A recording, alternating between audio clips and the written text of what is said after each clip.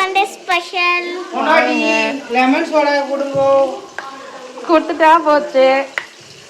இன்னைக்கு வந்து சாதம் குக்கரில் வச்சிட்டேன்.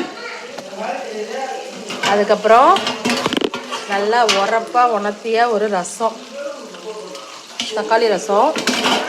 இங்கே வந்து சிக்கன் பொரிச்சு வச்சுருக்கேன். இங்கே இன்னமும் நிறையா சிக்கன் வெந்துட்டுருக்கு. லாஸ்ட் டைம் சிக்கன் பொரிக்கும் போது கலர் பவுடர் போடுறேன்னு ஒருத்தர் சொன்னார். அதனால் இந்த டைமு நம்ம வீட்டிலே வந்து மசாலா ப்ரிப்பேர் பண்ணோம். அதில் கலர் பவுடர் போடல. ஓகேவா?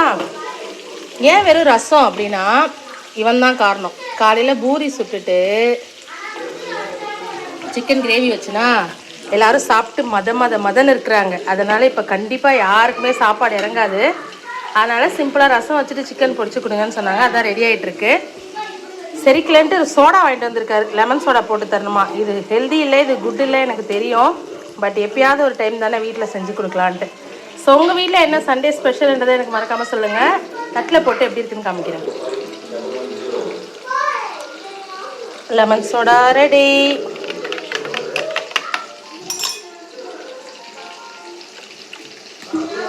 வீட்டுக்கார் கேட்டு இல்லைன்னு சொல்லுவோமா? கொடுத்துருமா? ஏங்க நீங்க கேட்ட லெமன் சோடா.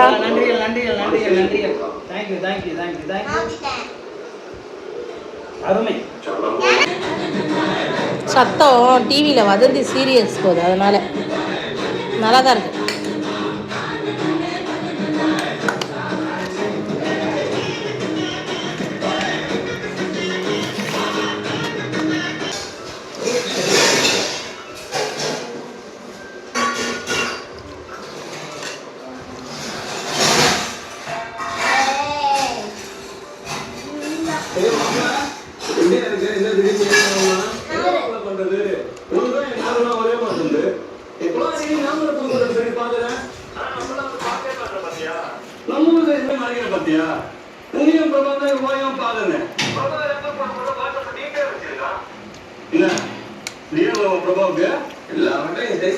எல்லாமே போட்டோ வாங்குற பத்தியா?